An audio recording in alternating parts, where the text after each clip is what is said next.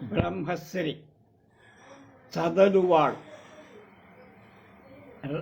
సుందర రామ శాస్త్రులు వారి రుద్రాఖ్యాన వ్యాఖ్యానం, రుద్రాధ్యాయ వ్యాఖ్యానం 9వ భాగం 22-11-20 నవమ అనువాకంలోకి వచ్చాము. నమ హిరణ్యాయ చ ప్రపంచాయ చ, నమ హిరణ్యాయ చ ప్రపంచాయ చ, నమః హిరణ్యాయ చ ప్రపంచాయ చ. ఇక ఈ నవమ అనువాకంలో మరికొన్ని ఇతర నమస్కారాలైన యజస్సులే చెప్పబడుతుంది. అంటే హిరణ్యాయ చ, హిరణం అంటే చవిటి నేల, ఊసర క్షేత్రం, వేస్ట్ ల్యాండ్ అని ఇలియట్ రాసినట్టు. కనుక చవిటి నేల, అందులో ఉన్న వాళ్ళ కోసం. ప్రపంచాయ చ, ప్రపథ అంటే బాగా ఎక్కువ జనంతో, డెన్స్ పాపులేషన్ అంటాం, ఎక్కువ జనంతో ఉన్నబడినటువంటి మార్గం, అందులో ఉన్న వాడి కోసం నమః నమస్కారం. ఊసర క్షేత్రాలలో ఉన్నవాడికి, విపరీతమైన జనసమూహంలో ఉన్నవాడికి అయిన రుద్రుడికి నమస్కారం. అదే భర్త భాస్కరుడు కూడా అదే చెప్పారు. నమః కిగింసిలాయ చ క్షయనాయ చ, నమః కిగింసిలాయ చ క్షయనాయ చ, నమః కిగింసిలాయ చ క్షయనాయ చ. కిగింసిలాయ చ అంటే సన్నగా ఉండే రాళ్ళు కల ప్రదేశంలో నివసించటం అని. అందులో ఉన్నటువంటి అంటే రాళ్ల ప్రదేశంలో ఉన్నటువంటి రుద్రుడికి. అలాగే క్షయనాయ, క్షయణం అంటే వాసయోగ్యమైన ప్రదేశం. రాళ్లలో ఉండటం ఏ కొద్ది మందో ఉంటుంది. మామూలుగా ఉంటే చదునైన ప్రదేశంలో అయితే అందరూ ఉంటారు, మైదానం అలా ఉండేటువంటి అయినటువంటి రుద్రుడికి నమః నమస్కారం. అంటే సన్నటి రాళ్ళు కల ప్రదేశంలో ఉన్న రుద్రుడికి, ఉన్నవాడు అంటే వాళ్ళలో ఉన్న రుద్రుడికి. అలాగే సమతలమైన నివాసయోగ్యమైన ప్రదేశంలో ఉన్న మనుష్యులలో ఉన్నటువంటి రుద్రుడు. మనుషులు కాదు, జీవులు అనుకో. ఇక్కడ భర్త భాస్కరుడు ఏమంటాడంటే కిం శిలాయ చ, అర్ధాంతరం, శిలల లేక స్ఫటికాదుల అనే సందేహం ఎక్కడ కలుగుతుందో ఆ ప్రదేశం కిం శిలం అనేది. అందువల్ల అందులో ఉన్న వాళ్ళ స్ఫటిక ప్రదేశం దాకా రాతి ప్రదేశం. అలాగే క్షయనాయ చ, ఆయన కూడా నివాసయోగ్యమైన ప్రదేశంలో ఉన్నటువంటి వాడికి నమస్కారం. ఇంకొకటి చెప్పారు, ఈ షష్పాదులన్నీ జనభేదాలు. అందు షష్పాలంటే చిన్న తృణంగా ఉండేటువంటి లేత పచ్చిక, స్వల్ప ప్రాణులైన జీవులు. భేదాలు అంటే తత్సదృశాలైన అల్పాయువులు. సిక్కతలాలంటే ఇసక వంటి మిక్కిలి అల్పాలు. అలాగే ప్రవాహాలంటే ప్రకృష్టమైన వాహం కలవాళ్ళు, అంటే మంచి ప్రవాహం కలిగే నీరు. హిరణ్యాలంటే ఊసర క్షేత్రాలు, శూన్యమైన శక్తులు. ప్రప్రధాలంటే ఉత్తమ మార్గంలో ఉన్నటువంటి. కింశిలాలంటే కుచ్చితమైన శీలం కలవాడు. హ్రస్వం ఛాందసం, క్షయనాలు, క్షయించే స్వభావం కలవాడు. వాళ్ళందరిలో కూడా భేదభావం లేకుండా ఉన్నటువంటి రుద్రుడికి నమస్కారం. నమః కపద్దినే చ పులస్తయే చ, నమః కపద్దినే చ పులస్తయే చ, నమః కపద్దినే చ పులస్తయే చ. కపద్దినే చ జడ ముడి కలవ. కపర్ది అంటే శివుడు కదా, ఆయనకి జడ వేసింది అది ముడి వేసుకుంటా. ఆ ముడి వేసిన జడ కలవాడైన రుద్రుడు. పులస్థయేచ భక్తుల ముందట ఉండేవాడికి, అంటే భక్తుల ఎప్పుడు వాళ్ళకి ముందే ఉండి సేవ చేయటానికో లేదా సహాయం చేయటానికో అలాంటి రుద్రుడికి జటాబంధం కలవాడికి, భక్తుల ఎదట ఉండేవాడికి ఎప్పుడు అలాంటి రుద్రుడికి నమస్కారం. ఇక్కడ భట్టభాస్కరుడు ఏమన్నాడంటే కబర్దినేచ అంటే మామూలుగానే జటాబంధం కలవాడి కోసం, పులస్తయేచ వెంట్రుకలు కలవాడి కోసం నమస్కారం. ప్రసాద కాలంలో భగవంతుడు ఒకానొకప్పుడు కపర్తి అయి ఒకానొకప్పుడు జుట్టు బాగా కలవాడై పొడవుగా కొందరు చెప్తారు అలా. పులస్తయేచ అంటే ఎప్పుడు అందరి ఎదుట ఉండేవాడు, అది అందరూ ఒకటే అర్థం. అలాంటి మహానుభావుడైన రుద్రుడికి నమో గోష్ఠాయ చ గృహ్యాయ చ, నమో గోష్ఠాయ చ గృహ్యాయ చ నమః. గోష్ఠాయ చ గృహ్యాయ చ గోష్ఠ్యాయ. గోష్ఠాలంటే ఆవులు ఉండే శాల, గోశాల, అందులో ఉన్నటువంటి రుద్రుడికి. గృహ్యాయ చ గుహాలంటే ఇల్లు, ఇళ్లల్లో ఉన్నటువంటి గోశాలలో ఉన్న వాడెవరైనా కానీ అందులో ఎవరున్నా వాడు రుద్రుడు. అలాగే గృహాలలో ఎవరున్నా వాళ్ళంతా రుద్రుడు. అలాంటి రుద్రుడికి ఆవులు ఉన్న చోట ఉన్నవాడికి, ఇళ్లల్లో ఉన్నవాడికి నమస్కారం. నమస్తల్పాయ చ గేహ్యాయ చ నమః. నమస్తల్పాయ స్థల్ప్యాయ చ గేహ్యాయ చ నమస్తల్ప్యాయ చ గేహ్యాయ నమః. తల్ప్యాయ చ గేహ్యాయ చ. తల్ప్యాయ చ అంటే తల్పం అంటే పడుకునేటువంటి, తల్పమా గిల్పమా అంటాడు మాయాబాద్. అలాగే తల్పం అంటే పరుపు అన్నీ ఉన్నటువంటి చక్కని మంచం, పందిరి పట్టు మంచం అంట. అలాంటి మంచంలో ఉన్నవాడైన రుద్రుడి. గేహ్యాయ చ గేహం అంటే మేడ, మేడలో ఉండేటువంటి రుద్రుడికి నమస్కారం. పాన్పు మీద అంటే మంచం మీద ఉన్నటువంటి రుద్రుడికి, మేడలో ఉన్నటువంటి రుద్రుడికి నమస్కారం. మంచం అంటే మామూలుగా నొరక మంచం అవుతూ కింద ఏదైనా కాదు. అలాంటి సామాన్య స్థితిలో ఉన్న మనుషుడిలో ఏ రుద్రుడు ఉంటాడు? మహాయన బంగారమైన మేడ కలిగిన వాటి మీద పడుకున్నవాడు ఉండేటువంటి వాళ్ళల్లో ఆ రుద్రుడే ఉన్నాడు. కనుక ఇక్కడ అక్కడ తేడా, రుద్రుడే. భాస్కరుడు కూడా అలాగే చెప్పి నమః కాఠ్యాయ చ గహ్వరేష్టాయ చ, నమః కాఠ్యాయ చ గహ్వరేష్టాయ చ నమః. కాష్టాయ చ గహ్వరేష్టాయ చ కాఠ్యాయ చ. కటం అంటే ముళ్ళతో ఉన్న తీగ మొదలై దానిచే నిండి ఉండటం వల్ల అక్కడికి వెళ్తాం కష్టం.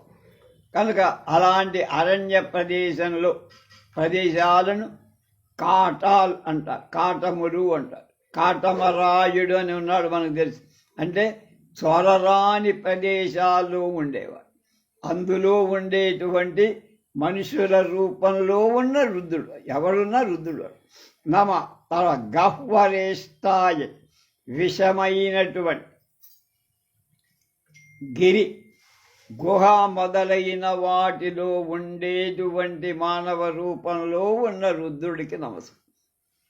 ముండ్ల తీగలు మొదలైన వాటి చేత నిండినవటం చేత చొరటానికి శక్యం కానటువంటి అరణ్యాల్లో ఉన్న వాడనే రుద్రుడు. అలాగే పర్వత గుహలలో ఉండేటువంటి నివాసం ఉండేటువంటి జనులలో ఉన్న రుద్రుడికి నమస్కారం. ఇక్కడ భట్టభాస్కరుడు కూడా కాఠ్యాయ చ అంటే వ్యాఖ్యాతం నూతిలో, జలంలో, కూపంలో కూడా అది కూడా చెప్పాడు. కాబట్టి ఇందాక ఇది మొదటికి అంత ముందు వచ్చింది. నమో హరదయ్యాయ చ నివేష్ప్యాయ చ, నమో హరదయ్యాయ చ నివేష్ప్యాయ చ, నమః హరదయ్యాయ చ నివేష్ప్యాయ చ. హృదయ్యాయ, హ్రదం అంటే బాగా నీరు లోతుగా ఉన్నటువంటి ప్రవాహం. ఆ లోతైన మడుగుల్లో కానీ వాటిలో ఉన్నటువంటి వాళ్ళ రూపంలో ఉన్న రుద్రుడు.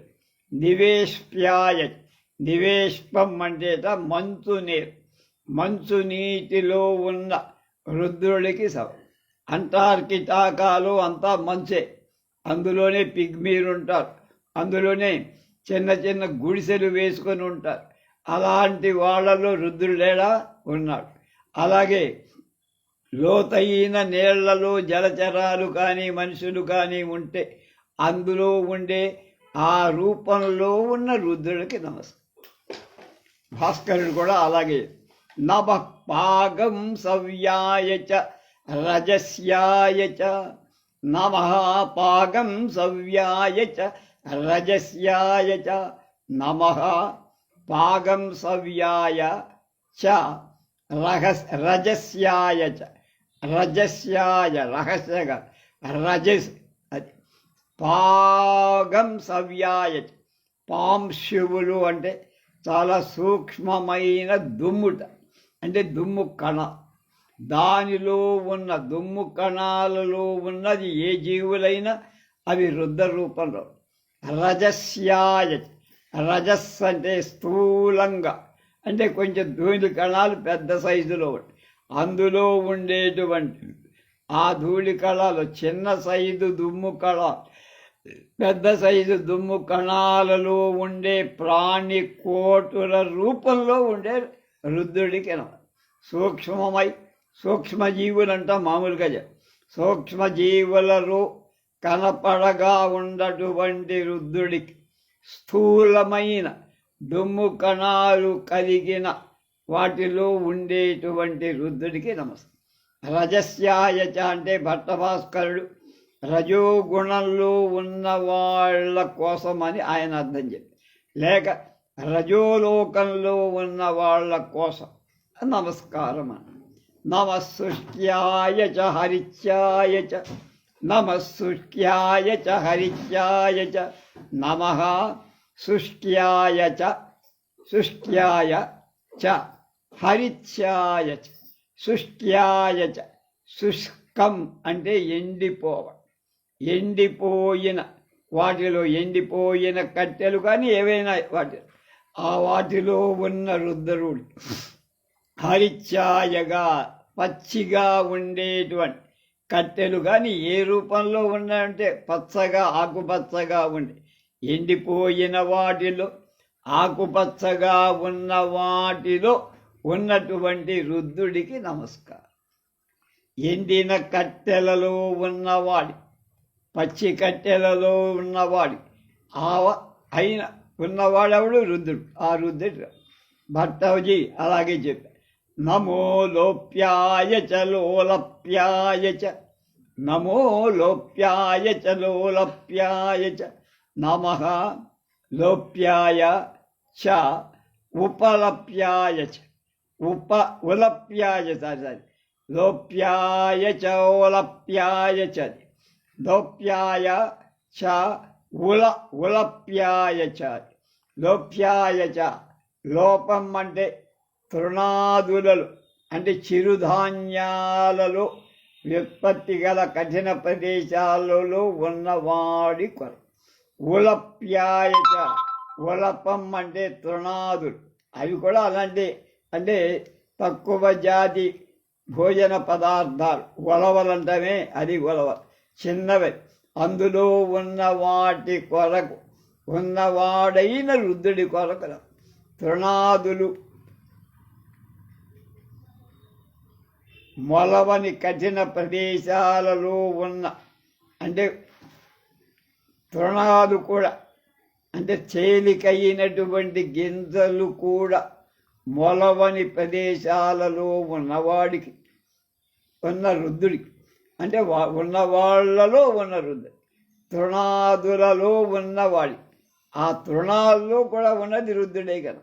కనుక ఆ తృణాలలో ఉన్నటువంటి రుద్రుడికి నమస్కారం. తృణధాన్యాలు మొలవని ప్రదేశాలలో ఉన్న రుద్రుడికి, తృణధాన్యాల్లో ఉన్న రుద్రుడికి నమస్కారం. అది భట్ట భాస్కరుడు కూడా ఉలప్యాయచ అంటే ఉలపం అంటే తృణాదులలో అందులో ఉన్న వాడి నమ ఊర్వ్యాయచ శూర్మ్యాయచ నమ ఊర్వ్యాయచ శూర్మ్యాయచ నమః ఊర్మ్యాయ కరి ఊర్మ్యా కాదు ఊర్వ్యాయచ సువర్మ్యాయచ. ఇక్కడ మావతి సువర్యాయ రెండు కూడా. నమ ఊర్వ్యాయచ సువర్వ్యాయచ నమః ఊర్వ్యాయ చ సూర్వ్య చ ఊర్వాయ చ అంటే ఉరివి అంటే భూమి మీద ఉన్నవాడి కొరకు మార్మ్య సూర్మ్యాయ చ సూర్మ్యాయ చ అంటే సూర్మి అంటే మంచి తరగలు కలిగినటువంటి అందులో ఉన్నవాడికి అయినటువంటి రుద్రరూపుడైన వాడికి నమస్కారం. భూమిలో ఉన్నవాడికి మంచి తరంగాలలో ఉన్నటువంటి నది కానీ సముద్రాలు కానీ ఎక్కడ తరంగాలు ఉంటాయి అందులో ఉన్న ఎవరుంటే వాడు ఆ రూపంలో ఉండే రుద్రుడికి నమస్కారం. భట్ట భాస్కరుడు ఏమన్నాడు? సూర్మ్యాయచ అంటే సూర్మి అంటే లోపల రంధ్రం కల ప్రతిమ అన్నారు. దానిలో ఉన్న వాడి లోపల బోలుగా ఉండే ప్రతిమలలో ఉన్న వాడి అంటే దేవుడి విగ్రహాలు కొన్ని బోలుగా ఉండేట్టుగా చేస్తారు. వినాయక విగ్రహాలు లోపలంతా ఏముండదు, ఊరికే పై డపా పాటారమే.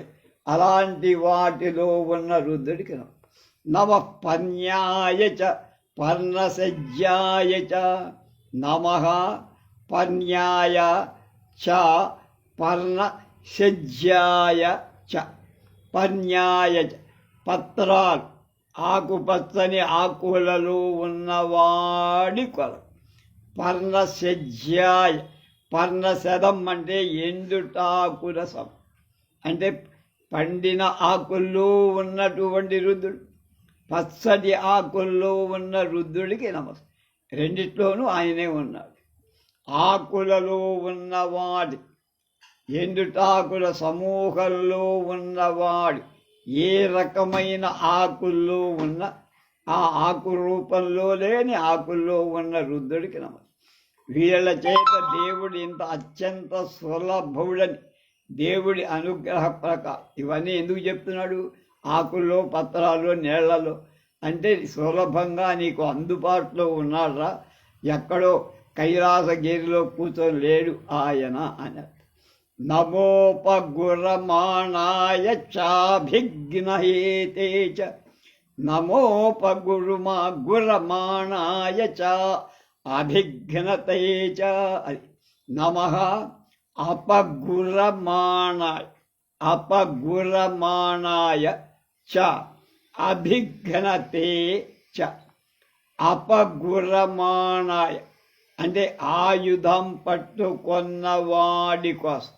గుణం అంటే మన బిల్లెత్తురాటు ఉందిగా, అది అట్లాగా. కనుక ఆయుధాలు పట్టుకొన్న వాడిలో ఉన్న రుద్రుడికి అభిఘ్నతే చ శత్రువులకు ఎదురుగా కొడుతున్న శత్రువుల ఎదురు నిలిచి వాళ్లతో పోరాడి శత్రు సంహారం చేసేటువంటి రుద్రుడికి నమస్కారం. దుష్టల సంహారం కోసం ఆయుధాలు ధరిస్తున్న వాడికి, వాళ్ళని ఎదిరించి సంహరిస్తున్న రుద్రుడికి నమస్కారం. ఇది వరకు వచ్చినవే అవే రిపిటేషన్ అన్నమాట, మారుతాయి, మాటలు మారటమే తప్పే. భట్ట భాస్కరుడు కూడా అలాగే చెప్పారు. నమ ఆఖదేచ చ ప్రఖదతే చ నమ ఆఖదతే చ ప్రఖదతే చ నమః ఆఖదతే చ ప్రఖదతే చ ప్రఖిదతే చ నమ ఆఖిదతే చ ప్రఖిదతే చ నమః ఆఖిదత చ ప్రఖిదతే చ. ఆఖిదతే అంటే కొంచెం శ్రమ పరిచేవాడి కోసం, కొంచెం మన కష్టపడతాడు అలాంటి రుద్రుడు. ప్రఖిదతే చ బాగా శ్రమ పరిచేటువంటి, కొద్దిగా శ్రమ ఎక్కువ శ్రమ మనకి కలిగించేవాడు రుద్రుడే. అలాంటి రుద్రుడు వాళ్ళ అపరాధాలకు తగినట్లుగా, ఎవడి అపరాధం ఎంతుంటే దానికి తగిన శిక్ష, అలాంటి వాడిని పీడించడానికి, వాడి కొందరికి అధికంగా ఎక్కువ తప్పులు చేస్తే ఎక్కువ దండన, అలా కూడా అంటే చేసిన దాన్ని బట్టి తగిన శిక్ష ఇచ్చేటువంటి రుద్రుడికి నమస్కారం. నమస్సోమాయ అనే అష్టమ అనువాకం మొదలు ఇంతవరకు ఇదంతా ఒకే ఒక మంత్రం. ఎందుకు? దేవత, వీటికి దేవత ఋషి భగవంతుడే, ఛందస్సు మహా అనుష్ఠం. ఇక పురశ్చరణ చెయ్యాలంటే 2 ప్రాజాపత్య కృత్యాలు ఆచరించి పంచదశం జపించాలి, 500 జపించాలి, 500. అప్పుడు పురశ్చరణ అవుతుంది. ప్రయోగం ఏమిటి? అందులో మొదట రాజుకు చెప్పబడ్డాయి, రాజు కోసం ఏం చెయ్యాలి, అలా మిగతా వాళ్ళు. సామ్రాజ్యం కోరేటువంటి రాజు ఇలా చెప్పబోయే ప్రకారంగా చెయ్యాలి. అందుకు కాలం వసంత ఋతువులో చెయ్యాలి. దేశం పర్వతం కానీ, శివాలయం కానీ, వనం కానీ వాటిలో చెయ్యాలి. శివాలయం అయితే దేవుణ్ణి పూజ చేయడానికి అన్ని విధాలుగా కనుక ఆర్ద్రా నక్షత్ర ప్రవిష్టమైన అమావాస్యలో కానీ, ఆర్ద్రా నక్షత్రంలో కానీ, అమావాస్యలో కానీ ప్రారంభం చెయ్యాలి. మొదట బ్రాహ్మణులను పూజించి వాళ్ళ చేత కార్యసిద్ధి అయ్యేటట్లుగా ఆశీర్వచనాలు పలికించి తర్వాత కర్మకాండ ప్రారంభం. మంత్రసిద్ధులైన బ్రాహ్మణులను ఏర్పాటు చేయాలి. అలాంటి బ్రాహ్మణులు దొరకబోతే ఆచార్యుడు కర్మార్థము వాళ్లకు సజ్జసిద్ధి సంపాదించాలి. కల్పవిధుడు సిద్ధుడు బ్రాహ్మణోత్తముడైన ఆచార్యుడు అంటారు. అతడు పలికినట్లు సిద్ధి అవుతుంది. సజ్జసిద్ధి ప్రకారం బ్రాహ్మణులు శుద్ధులై అలాంటి ఆచార్యుడి వలన మంత్రాన్ని గ్రహించి 15 రోజులు నిరంతరం జపించి అప్పుడు కర్మయోగ్యత కల్పిస్తుంది. అది సజ్జసిద్ధి, వెంటనే లభించే సిద్ధి అనం. అలాంటి వాళ్ళ చేత హోమం చేయించి ప్రతి నమస్కారం ఆహుతి వ్రేల్చాలి. నేతితో కూడిన తిల అంటే నువ్వులు, వ్రీహి, యవాదులు హోమద్రవ్యాలు ఉదయం మొదలుగా సాయంకాలం అస్తమయం వరకు నిరంతరం నాన్ స్టాప్గా హోమం చెయ్యాలి. అలా 11 మంది బ్రాహ్మణుల చేత 30 రోజులు చేయించాలి. హోమం చేసే వాళ్ళకు ఉత్తరీయాదులు ఇవ్వాలి. ఆచార్యులకు పోగులు మొదలైనవి ఇవ్వాలి. హోమాగ్ని మీద ఆజ్యపాత్ర సన్నధారగా పడేటట్లుగా దేవాలయంలో, శివాలయంలో నీరు పైకి పడుతూ ఉండే ఓ పాత్ర ఉంటుంది, ఎప్పుడు నిరంతరం దాని మీద పడుతూ ఉండాలని. అలాంటిగా ఇక్కడ ఇందులో ఆజ్యం అంటే నెయ్యి పడ, దేని మీద? హోమాగ్ని మీద. అలా కర్మాన్ని ముగిసే వరకు దేవుడికి ప్రతిరోజు 8,000 పురుషుల ఆకారం నివేదనం చేయాలి. బ్రాహ్మణులు కూడా ప్రతిరోజు 8,000 మందిని భుజింపచేయాలి. ఆడిపోతాడు వీడు.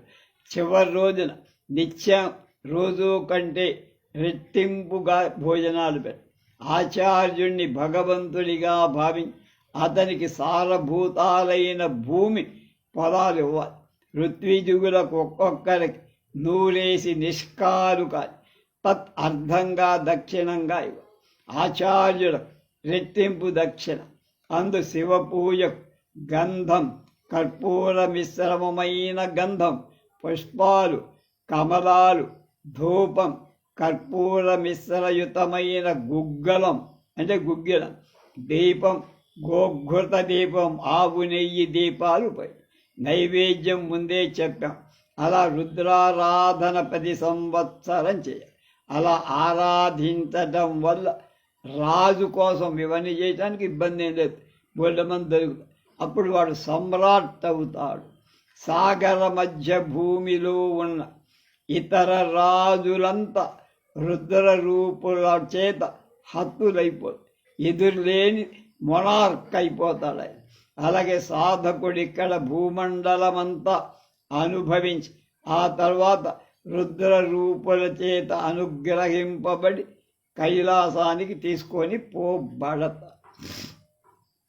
10,000 కల్పాలు అక్కడ భోగాలు అనుభవించి మళ్ళీ సప్తద్వీపాధిపతి అయి రాజై శివభక్తుడై మళ్ళీ పుడతాడు. అతడి హస్తాలలో పినాకం అనేది హస్తం ఒక గుర్తుగా కనపడుతుంది. ఆ లక్షణం కలవాడు రుద్ర ఆరాధన చెయ్యగలవాడు, లేక చేశాడు అని. ప్రయోగం తర్వాత ఇది శత్రునాశనం కోరే రాజు చాలా సమర్థుడైన బ్రాహ్మణుడి చేత చేయించాలి. అలా తప్ప బ్రాహ్మణుడు పనికి. ఇంద్ర కొయ్య చేత, చంద్ర కొయ్య చేత శత్రురాజు ప్రతిమను ఒకదాన్ని తయారు చేయించి ఏకాంత ప్రదేశంలో జలపూర్ణ కుంభంలో దేవుణ్ణి ఆవాహనం చేసి తత్ సన్నిధానంలో అగ్నిని ప్రతిష్ఠించి ముళ్లతో కూడిన జమ్మి సమిధను బిడాల రక్తంతో, గుడ్డగూబ రక్తంతో తడిపి దానికి ప్రతి నమస్కారం చేస్తూ 1,00,000 సార్లు వేల్చాలి, అగ్నిలో వెయ్యాలి. ఆ తర్వాత ఆ ప్రతిమకు ప్రతి నమస్కారం లోహ శంకువులు ప్రయోగించి దాని మీద రాజు తన వామపాదాన్ని పెట్టాలి, అంటే ఎడంకాలి. విన్యాస కాలంలో ఆచార్యుడు జపం చేస్తూ ఉండాలి, అంతేగాని వాడు ఏం చేస్తున్నాడు చూడటం కాదు. ఆ తర్వాత రాజు 100 మంది బ్రాహ్మణులను భుజింపడానికి కావలసిన ఏర్పాటు చేసి ఉద్వాసన చెయ్యాలి. అలా చేస్తే శత్రురాజు 3 ఏళ్ల లోపల తప. మరొక ప్రయోగం, ఆ ప్రతిమని శృంఖలితం గావించి, అంటే తాళ్లతో దేంతోనో కట్టి మరుసటి వలాగా మునపట్లాగానే హోమం చేయి. అప్పుడు శీఘ్రంగా శత్రువు వశమైపోదు.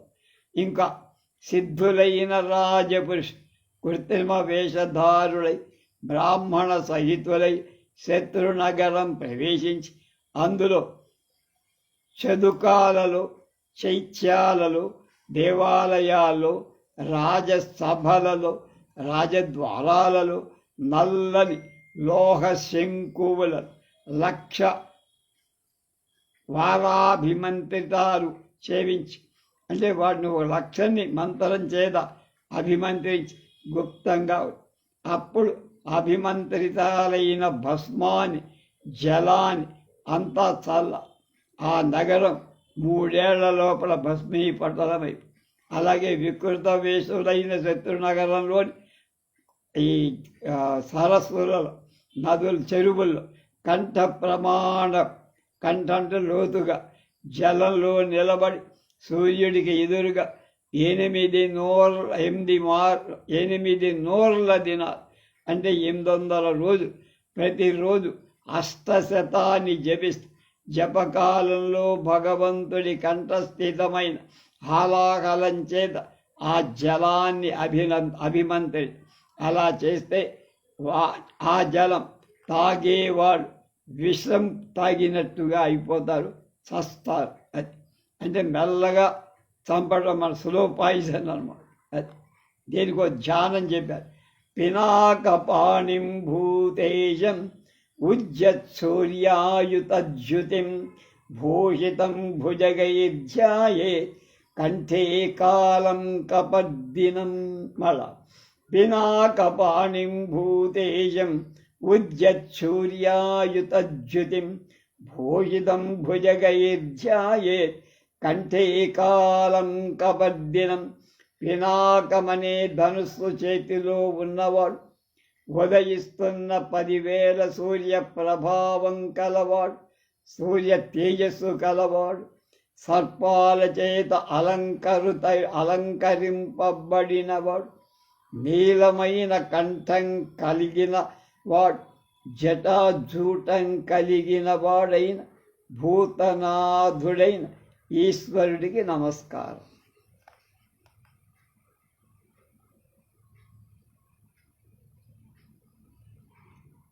పద్నాలుగైనా ఇప్పుడు దీనిలో 15. నమో వక్కిరికేభ్యో దేవానాగం హృదయేభ్యః. నమో వక్కిరికేభ్యో దేవానాగం హృదయేభ్యః. నమః వహః కిరికేభ్యః దేవానాం హృదయాభ్యః. దేవానాం దేవతల కోసం, హృదయేభ్యః మనస్సు వంటి వాళ్ళ కోసం, ప్రియులు అంటే ఇష్టమైన వాళ్ళకు, కిరికేభ్యః భక్తులకు ధనాన్ని వెదజల్లేటువంటి రుద్రావతారులైన వహ మీకోసం నమః నమస్కారం.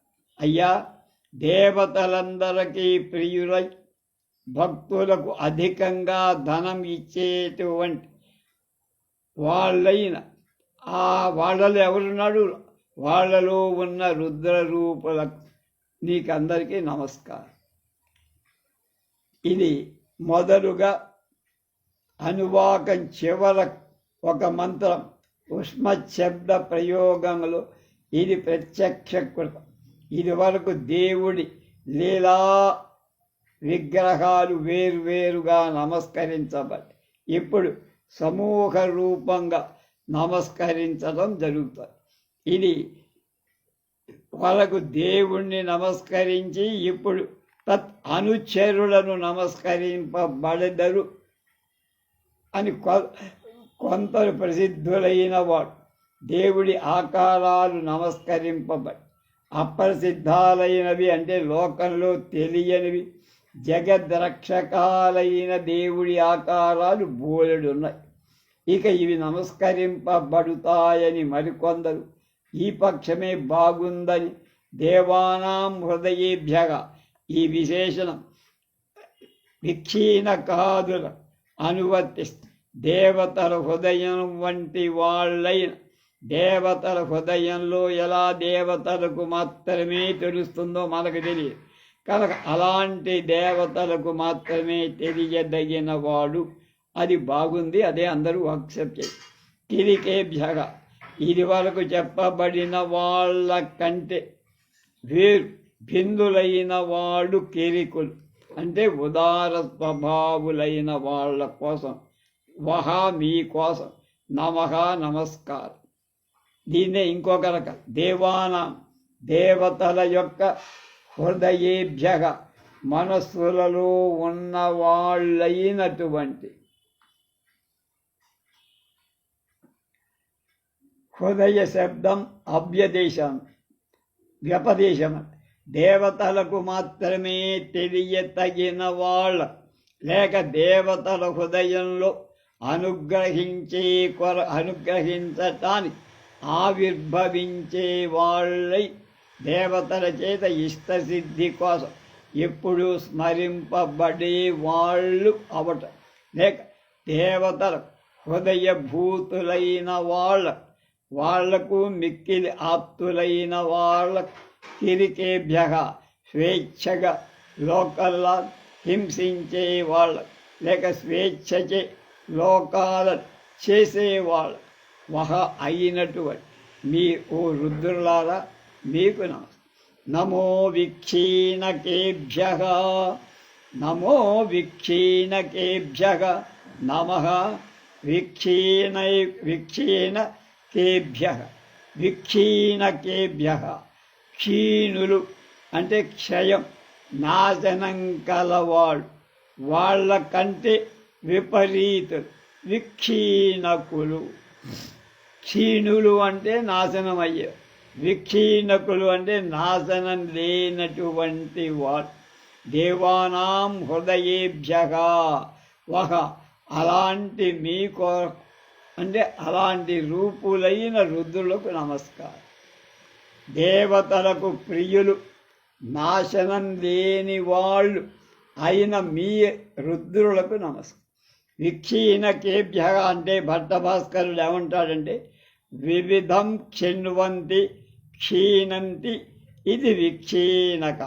భక్తులు కాని వాళ్ళ వ్యాధి, దొంగతనం మొదలైన వాటి చేత నానా విధంగా హింసించే వాళ్ళ దేవాన హృదయేభ్యగా ఆ వాళ్ళ హృదయంలో ఉన్న రుద్రుడికి అని చెప్పుకోండి అన్నాడు. అది తర్వాత నమో విచిన్వక్తేభ్య నమో విచిన్వత్కేభ్య నమః విచిన్వత్కేభ్య విచిన్వత్కేభ్య విచిన్వంతీతి విచిన్వంత్కాః అపేక్షింపబడిన దాన్ని ఏది కోరుకుంటే అది పొందేటువంటి వాడు, సంపాదించే వాళ్ళు ఎవరు?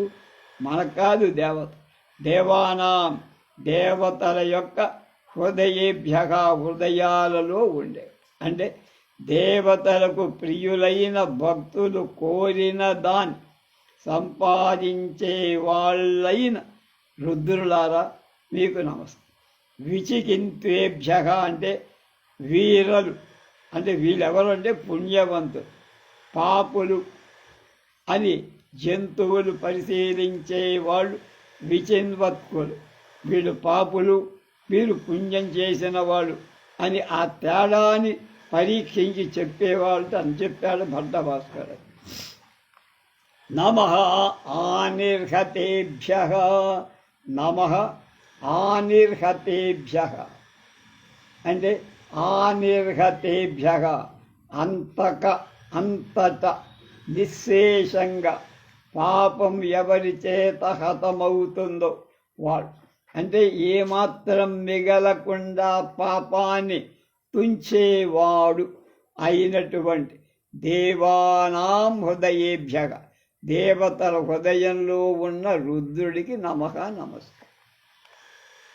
దేవతలకు ప్రియాలై అంతటా ఎక్కడ పడితే ఎక్కడ అంటే సర్వంలో పాపాను కొంచెం కూడా లేకుండా హరింపచేసే వాళ్ళ రూపంలో ఉన్న రుద్రుడు. భట్టభాస్కరుడు ఏమంటాడు? అనిర్గతేభ్య ఏది మర్యాద చేత నిశ్చయం చేత చేయబడుతుందో ఆ హింస అనిర్హతం, అలాంటిది కలవాళ్ళు లేక మర్యాద చేత నిశ్చయం చేత వధించే వాళ్ళైన ఎవ్వరిని అన్యాయంగా హింసింపరని అపరాధులను ఉపేక్షింపరని చెబుతారు. కనుక మర్యాద చేత విలువరింపబడినవాడు చెప్పబడ్డవాడు ఇతర దేవతల చేత యజించటానికి, పూజించటానికి, కీర్తించటానికి అనుచితం అవటం చేత ఇతర దేవతల నుండి వేరుపడపబడిన వాళ్ళవటం చేత దేవానాం హృదయేభ్య. కనుక మంచి చేసే దేవతలకు నమస్కారం అంటే సరిపోతుంది. నమః ఆమీవత్కేభ్య నమః ఆమీవత్కేభ్య. ఇది శ్రీ యజుస్సంహితాయాం చతుర్థకాండే పంచమ ప్రపాఠకే నవమ అనువాక. ఆమీవత్కేభ్య అంతట స్థూల భావాన్ని పొందేవా. అమీవత్కులు అంటే అలాంటి వాళ్ళై దేవతానాం హృదయేభ్య దేవతల హృదయాల్లో ఉన్నవాళ్ళు, దేవతలకు ప్రియులు, స్థూలమైన ప్రపంచ రూపంగా పరిణమించిన వాళ్ళైన రుద్రులకు నమస్కారం. ఇలా విక్షీణకాదులలో దేవానాం హృదయేభ్య అనేది అన్నిటికీ ఇందులో చెప్పిన వాటన్నిటికీ వర్తిస్తుంది.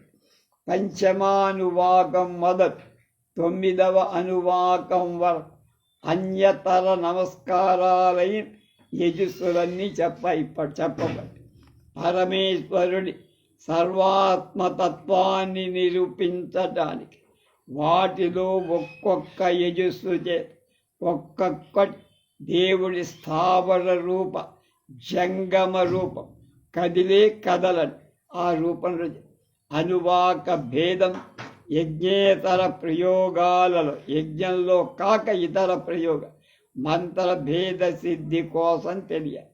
ఎప్పుడు ఒక్కొక్క అనువాకం ఒక్కొక్క మంత్రమే దాని పురశ్చరణాది ప్రకారం రుద్రకల్పంగా చెప్పవచ్చు. ఆమీవత్కేభ్య అంతటా విజృంభించిన వాళ్ళైన లేక అంతటా హింసించే వాళ్ళైన దుర్మార్గులు కొంచెమైనా అవకాశం లేనట్టు హింసించేవాళ్ళు దేవతాల హృదయేభ్య దేవతల హృదయంలో ఉన్నదే రుద్రులకు నమస్కారం. ఈ మంత్రం ఋషి దేవత భగవంతుడైన శంభువు ఛందస్సు షట్పదగతి.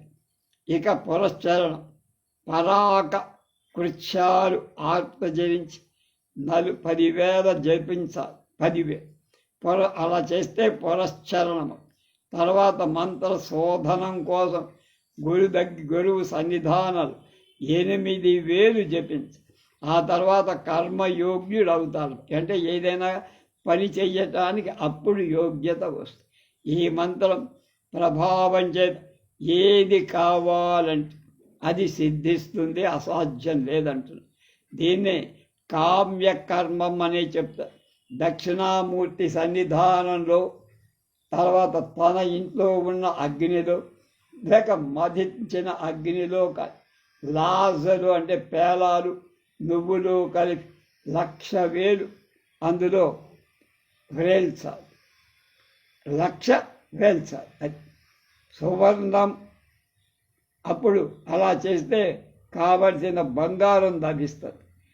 దధి, పెరుగు, తేనె, నెయ్యి వాటి చేత తడపబడిన ఉత్తరేణు బియ్యాన్ని అలాగే వెదురు బియ్యాన్ని ఎవరు ఒక రకమైనటువంటి గోధుమ వాటిని చేత వేల్చినట్టు 10,000 కలగా అగ్నిహోత్రంలో వేస్తే 1000 సువర్ణాలు అంటే 1000 బంగారు నాణ్యాలు దొరుకుతాయి. వారు కంజని కోరేవాడు ఇష్టమైన కంజకు సమాన ఆకృతి అయిన గుగ్గులంతో ఒక ప్రతిమ చేసి దాన్ని స్ఫుతిస్తూ 5,000 జపించి తర్వాత దాన్ని ఛేదించి 6,000 వాటిని వ్రేల్చాలి. సర్వాభరణ భూషిత అయిన మంచి కన్య దొరుకుతుంది. కమలోత్పల కుముదాలు 1,00,000 వేల్స్తే రాజ్యలక్ష్మి ప్రత్యక్షమవు. రాజ్యలక్ష్మి అంటే రాజ్యలక్ష్మి పేరున్న అమ్మాయి కాదు, రాజ్యం అనే లక్ష్మి. పాలతో తడపబడిన మోదుగు మొలకలు 1,00,000 కనుక హోమం చేస్తే యక్ష రాక్షస భూత ప్రేత పిశాచాదాలు ఎక్కడా మన దగ్గరికి రావు. వాళ్ళు మన వశమైపోరు. పెద్ద అడవిలో అగ్నికుండం చేసి మధిత అగ్నిలో 10,000 బెల్వదళాలు అందులో ఆహుతి చెయ్యాలి, వేల్చాలి. ఆ తర్వాత నేతితో తడిసిన బెల్వదళాలను ముష్టి మాత్రంగా 5,000 ఆహుతులు వేయాలి. ఆ తర్వాత బెల్వ ఫల ఆకారమైన బెల్వదళం ఏ ఆకారంలో ఉంటుందో అలాంటి సువర్ణ పిండం అనేటువంటిది లభిస్తుంది. అది పరుసవేది అవుతుంది. ఏది ముట్టుకుంటే అది బంగారం. ఆవు నేతితో తడిపిన తెల్ల తామర పూలు 1,00,000 కనుక హోమం చేస్తే సార్వభౌముడు అయ్యే కొడుకు పుడతాడు. అది సమీన శమి అంటే శమి వృక్షం ఉండొచ్చు కదా, ఆ శమిలో ఉండే సమిధలు కొనలను వంచి వెండి పాత్రల్లో ఉంచి దధి మధు ఘృతం పాడే పెరుగు తేనె నెయ్యి వాటితో కలిపి 10,000 అగ్నిలో వెయ్య.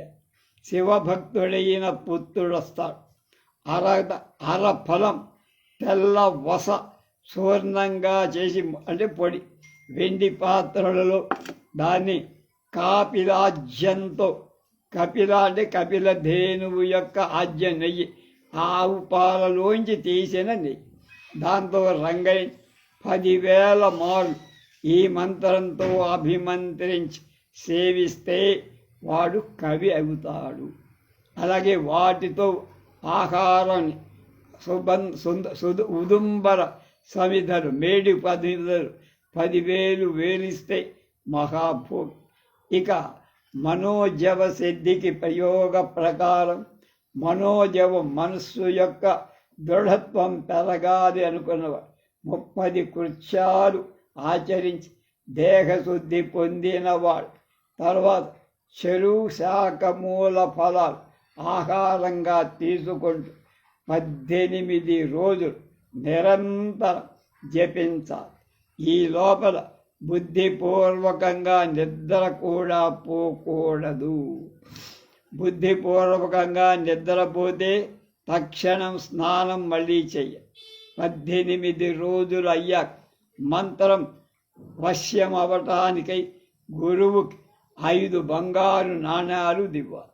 తర్వాత గురు సన్నిధిలో దేవుడి సన్నిధిలో లేక ఏ 10,000 జపం చేయి. ఆ తర్వాత సహాయుడైన రుద్రుడు ప్రత్యక్షం ఉమాదేవితో కూడిన రుద్రుడు ప్రత్యక్షం. దాని అనుగ్రహానికి మనోజవ సిద్ధిక. అప్పుడు ఏ దేశానికి వెళ్ళదలుచుకుంటే ఆ దేశానికి గురువును స్మరిస్తే చాలు. ఈ మంత్రాన్ని 8 సార్లు జపిస్తే వెళ్ళిపోవటమే అక్కడ. ఇక అదృశ్య శక్తి ఎలా వస్తుందో ఇప్పుడు చెప్తాను. దీనికి పురశ్చరణం పూర్వంలానే చెయ్యండి అన్నారు. అంత అదృశ్యత్వంతో కోరిన కాలంలో రక్త చందనం కపిల ధేనువు క్షీరం పాలతో రంగరించి అశ్వత్థపత్రాన్ని అంటే అశ్వత్థం అంటే దిశగా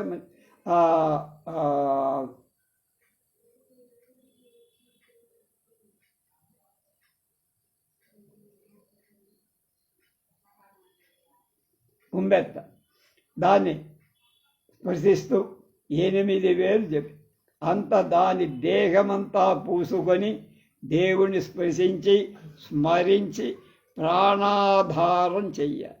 అప్పుడు వీడు అదృశ్యమైపోతాడు. కనపడ్డు ఎవరికి. వీడు ఎక్కడికైనా కావాలంటే అక్కడికి. రాజ్యవశ్యం కోరేవాడు రక్త చందన చూర్ణం ఈ మంత్రంతో 10,000 మార్లు అభిమంత్రించి రాజగృహానికి పోయేటప్పుడంతా లలాటంలో ధరించి వెళ్ళాలి.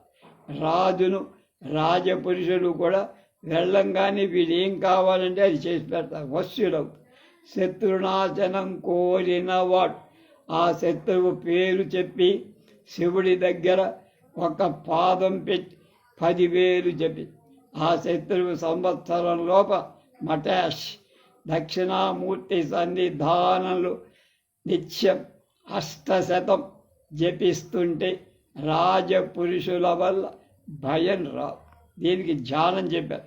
విశ్వతః పాణిపాదాబ్జం విశ్వతోక్షి శిరోముఖం జ్వలంతం విశ్వమావృత్య తేజోరాశిం శివం స్మరేత్. విశ్వతః పాణిపాదాబ్దం విశ్వతోక్షి శిరోముఖం జ్వలంతం విశ్వమావృత్య తేజోరాశిం శివం స్మరేత్. అంతటా హస్తాలు పాదాలు కలవ. భగవంతుడి పాదం లేని చోటు హస్తం లేని చోటు లేదు. అంతా కళ్ళున్నవాడు శిరస్సులు ముఖాలు కలవ. సమస్తం ఆవరించి జ్వలిస్తున్నవాడు అయిన తేజోస్వరూపి అయిన శివుణ్ణి రుద్రుణ్ణి ధ్యానించాలి అని ఈ శ్లోకం యొక్క తాత్పర్యం. ఇసివత్ మత్కట శ్రీమత్ కబోటుడని ఉపనామంగళ సుందరరామ ప్రణీతుడు అయిన రుద్రాభ్యాస్యం ఆంధ్ర వివరణ నవమ అనువాకం అయిపోయింది. ఇప్పుడు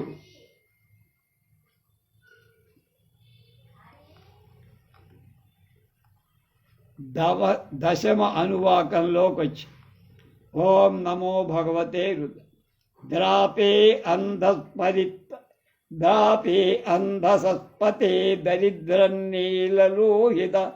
ఏషాం పురుషాణం ఏషాం పశూనాం మాభేర్మారోమో ఏషాం కించనామత్.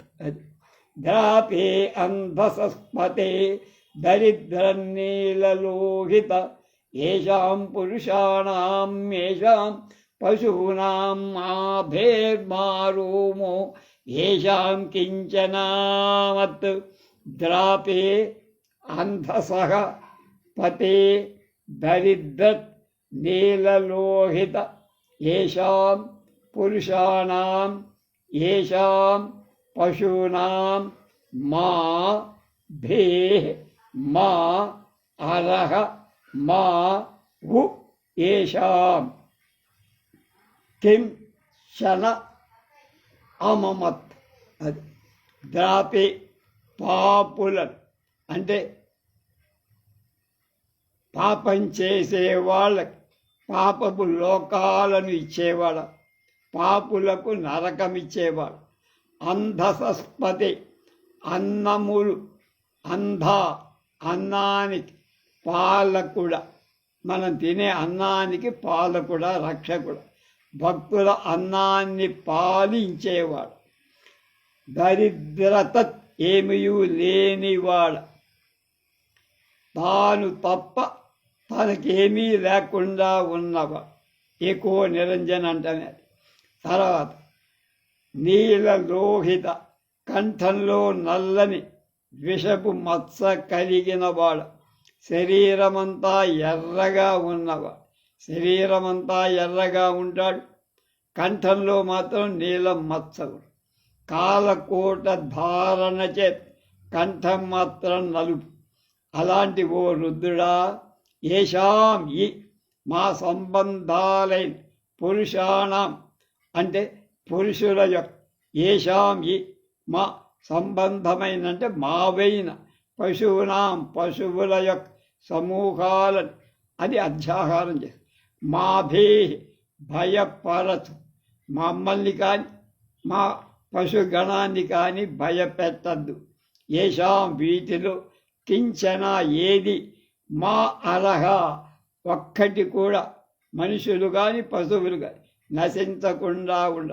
మో అమత్ రోగం పొందకుండా ఉండ. మో అమరత్ అమమత్ రోగం పొందకుండా. పాపులను నరకంలో పరవేసేవాడివి, భక్తుల అన్నాన్ని రక్షించేవాడివి, కేవలుడివి ఒక్కడివే ఉంటావు. కాలకోట విషాన్ని ధరించటంచే కంఠం నలుపెక్కిన వాడివి, తక్కిన శరీరమంతా రక్తవర్ణం కలిగిన వాడివి అయిన రుద్రుడా, నీ భక్తులైన మా పుత్ర పౌత్రులు మొదలైన పురుషులు, మా ఆవులు గేదెలు పశుపక్షాదులు అన్నీ కూడా కొంచెమైనా వాటికి భయం కలిగించ. ఇప్పుడు చెప్పిన వాటిలో ఏదీ నాశనం పొందకుండా అన్నీ ఉండేటట్టుగా, రోగం కూడా వాటికి రాకుండా కాపాడు అనుగ్రహం. భట్ట భాస్కరుడు ఏమంటాడు, ఇది వరకు విశ్వరూపంలో దేవుణ్ణి స్తుతించి ఇంకా అభయం ప్రార్థిస్తా. ద్రాపే నికృష్టమైన గతిని అంటే ఆ యాతన అనుభవ రూపమైందా లేదా దారిద్ర్య అనుభవ రూపమైనదా పొందించేవాడా, లేక ద్రాపి అంటే కవచం మొదలైనవి కలవాడా, అంధసస్పది అన్నానికి నాథుడ, దరిద్రత్ దేనికి అంటుకోని వాడ, అన్నానికి పతి అయిన దరిద్ర స్వభావం. నువ్వు అన్నాన్నిచ్చేవాడు నువ్వే, కానీ నువ్వే దరిద్రుడు. అంటే అన్నమిచ్చే దరిద్రుడా అన్నది. నీలలోహిత, భిక్షాటనం చేస్తావా? ఇది దేహంలో అర్థం నీలవర్ణం, మిగతా అంతా లోహితవర్ణం. నరాత్మకుడైనటువంటి లెక్ నామరూపాత్మకుడవటం చేత. మరొకటి చెప్తా, కంఠంలో నీలవర్ణుడు, ఇతర భాగంలో లోహితవర్ణం. నీలం అంటే నిక్కెలి నిరస్థాలైన, లోహితం అంటే కాలుష్యం. అలాంటి వాడా అని కూడా. ఈ మా వాళ్ళైన వాళ్ళు, పురుషాల పుత్రులు మొదలైన వాళ్ళు, గోవులు మొదలైన సస్యం సమృద్ధిగా ఉండేటు చెయ్యి, వాటికి రోగాలు కూడా రాకుండా. ఈ మంత్రానికి ఋషి పులహుడు, దేవత రుద్రుడు, ఛందస్సు అస్తార పంక్తి. ఒకరోజు ఉపవాసం చేసి 10,000 జపిస్తే పురశ్చరణం అంట. ఆర్ద్రా నక్షత్రం ఉన్న రోజున కపిలం యొక్క, అంటే కపిల గోవు యొక్క ఆజ్య నెయ్యితో 10,000 హోమాలు చేస్తే ధనం పొందుతా. సన్నిపాత జ్వరం కలవాడి పడుకున్నటువంటి పక్కన, తల ప్రక్కన అగ్నిని ప్రతిష్ఠించి దూర్వాగ్రాలు 5,000 అందులో జపించాలి. ఆ జ్వరం వల్ల ముక్తుడై వాడు దీర్ఘాయుస్సు అవుతాడు. అభిచార మోక్షం కోరేవాడు వికంకక సమిధలు 10,000 హోమం చేయి. వాకు అభిచారం వల్ల భయం ఉండదు. మహాజపం జనం తన్ను ద్వేషించేటప్పుడు ఘృతాక్తలిపైన తెలలు, అంటే ఘృతంతో నెయ్యితో తడపబడిన తెలలు 10,000 హోమం చేయాలి. వారి వల్ల భయం. అత్తి సమిధలు, అత్తిపత్తి యొక్క సమిధలు తెలలు 10,000 వేలిస్తే సర్వభూతాల వల్ల భయం కలగ. గ్రామ మధ్యంలో కానీ నగర మధ్యంలో కానీ అగ్ని ప్రతిష్ఠించి ఆధ్యాత్మైన నువ్వు పిండి చేత 10,000 ఆహుతులు వేల్చ. అశ్వత్థ పత్రాలను బలించ. ముందుకు వెనకకు 8,000 జపించ. అతనికి రుద్రుడు సర్వభూత హితుడై భైరవ రూపంలో ప్రత్యక్షమవుతా. అప్పుడు అతడు చూసి చలిస్తే ఉన్మాదం వస్తుంది, అచలుగా ఉంటే మహాసిద్ధి కలుగుతుంది. కనుక ఆ రూపాన్ని స్మరిస్తే ఆపద. దీనికి ధ్యాన శ్లోకం. అగుల్ఫాంసిత కంచుకోడమరుకా సృష్టోల సత్కుంతలి శూలి కుండలిత స్రవా సతిలకు మందక క్వణు నూపుర. అగుల్భాసిత కంచుకోడమరుకా సృష్టోల సత్కుంతలి శూలి కుండలిత స్రవా సతిలకు మందక్వణన్నూపుర. శ్రీమన్నిర్మల దంతపంక్తి కిరణ శ్వేతాయ మానానను దేవో భైరవ వేషభూషిత వపు ఝేయో మృడానీపతి. మళ్ళా అగుల్భాసిత కంచుకోడమరుకా సృష్టోల సత్కుంతలి శూలి శుండలిత స్రవాసతిలకు మందక్వణన్నూపర. శ్రీమన్నిర్మల దంతపంక్తి కిరణ శ్వేతాయ మానానను దేవో భైరవ వేషభూషిత వపుజ్జేయో మృడానీపది.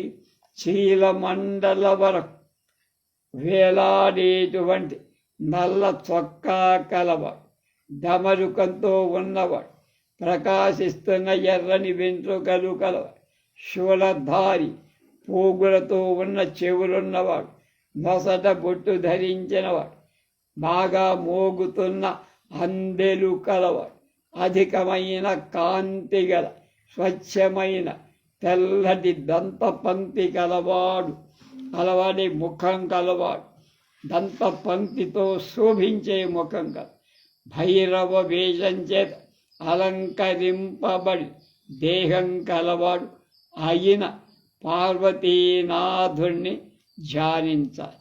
ఒకటే చెప్పుకున్నాం, మిగతావి రేపు. స్వస్తి.